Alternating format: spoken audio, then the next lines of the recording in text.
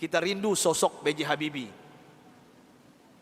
B.J. Habibie adalah presiden ketiga yang diakui, tapi beliau dilengsarkan karena kejujurannya.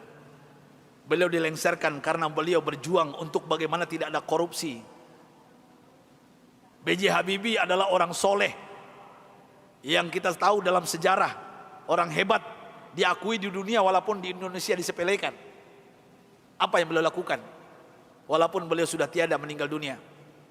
Indah kisahnya, dan saya pun terinspirasi dengan beliau yang hebat ini. Beliau orang kampung dari Makassar, Parepare, suatu ibu kota hari ini, Parepare. Saya pernah diundang ke sana oleh wali kotanya. Saya lihat patungnya Habibie dan Ainun, dan ternyata beliau orang kampung, orang biasa, orang sederhana. Allah berikan kecerdasan di otaknya. Kenapa? Kita merindukan sosok pemimpin pejabat seperti beliau, yang tidak durhaka kepada orang tuanya, memuliakan orang tuanya, tidak pencitraan belaka. Dan hebatnya lagi ketika beliau ke ITB meloncat kuliahnya. Dan hebatnya lagi ketika beliau melanjutkan studinya ke Jerman. Disinilah saya pribadi mendapatkan inspirasi. Pesawat terbang Bapak Ibu yang kita naik itu, di ketinggian tertentu kalau nggak pas bikinnya bisa retak, Pak. Pesawat itu bisa retak. Siapa yang bisa menyelesaikan itu? B.J. Habibie, Pak. Di dunia yang bisa menyelesaikannya B.J. Habibie. Sampai beliau digelari oleh teman-temannya di Jerman apa? Mr. Crack, Mr. Retak. Bukan retak otaknya, Pak. Nah, pejabat kita yang banyak retak otaknya, Pak. Ini maksud saya apa? Pesawat yang retak itu beliau bisa menyelesaikannya. Ini kehebatan Habibie yang mungkin dilupakan oleh bangsa ini. Tapi ada yang lucu, aneh bin ajaib, ternyata beliau bukan orang tercerdas di dunia.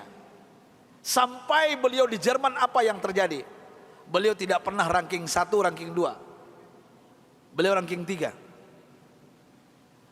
Sampai beliau cemburu kepada 2 orang yang ranking 1, ranking 2. Dan ini orang Yahudi, Pak.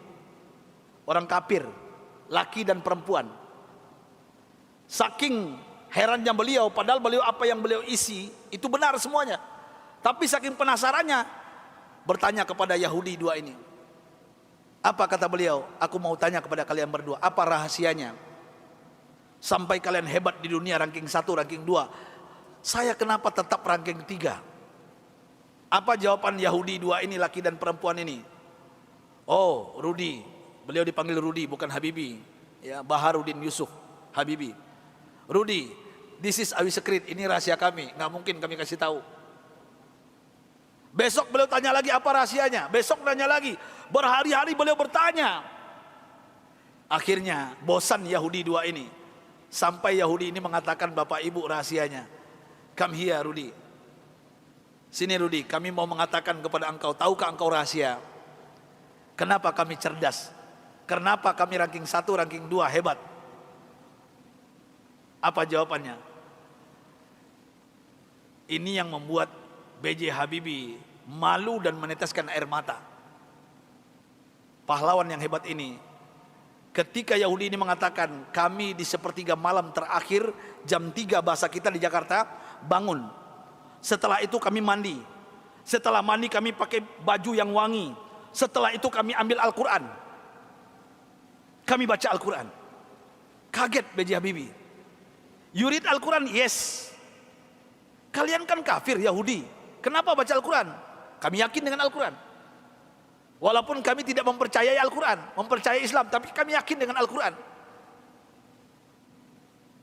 Heran B.J. Habibie, orang kafir Yahudi yang juara 1, juara 2 di Jerman ini, setiap jam 3 pagi mandi, pakai minyak wangi, baca Quran. Apa jawaban mereka? Kami baca Quran. Tahukah engkau, Rudi, setelah kami baca Al-Quran, saraf kami ini rileks, otak kami cerdas, metabolisme tubuh kami dahsyat, imun. Nah ini bapak-bapak, ibu-ibu yang takut dengan corona, ini bukan saya yang ngomong, ini orang kafir yang ngomong ini. Ya. Imunitas kami naik tinggi. Kenapa? Al-Quran. Al-Quran kami baca. Sampai B.J. Habibie nggak yakin, nggak percaya. Apa kata Yahudi berdua ini Bapak Ibu? Kalau kalian nggak yakin, silakan. Surah apa? Kami baca. Ternyata Yahudi berdua ini hafal Quran, Pak. Apa saat itu jawaban B.J. Habibie? Thank you very much my brother, my sister. Beliau pulang ke kosannya, ke kontrakannya. Sampai di kosan di kontrakan beliau sujud menangis. Rasanya tertampar wajah beliau, malu beliau, padahal beliau beragama Islam, orang kafir. Jam 3 bangun mandi baca Quran. Mulai saat itu bapak-bapak dan ibu-ibu, saya ingin berbicara pahlawan satu ini, orang hebat ini. Mulai saat itu mendengarkan rahasia dari Yahudi yang dua ini, apa yang beliau lakukan? Jam 3 pagi beliau bangun, beliau mandi, beliau pakai baju yang rapi, beliau pakai wangi-wangian, beliau sholat tahajud 8 rakaat, witir 3:11 setiap hari. Setelah itu beliau baca Al-Quran sampai menjelang subuh. Kalau orang kafir tadi nggak sholat karena bukan Islam, langsung baca Quran. Dan apa yang terjadi keajaiban, Bapak Ibu yang dimuliakan Allah Subhanahu wa taala. Allahu Akbar. Keajaiban ini terjadi. Semenjak itu, setelah itu B.J. Habibie berubah menjadi ranking 1. Yahudi yang 2 tadi turun ke bawah. Dan orang Yahudi berdua ini menyesal memberikan rahasia kepada B.J. Habibie. Artinya apa? Kalau ingin merdeka kita di Indonesia, jangan tinggalkan Al-Quran. Kalau ingin sukses anak-anak kita, bapak, ibu, cucu kita, sampaikan kepada mereka Al-Quran adalah obatnya.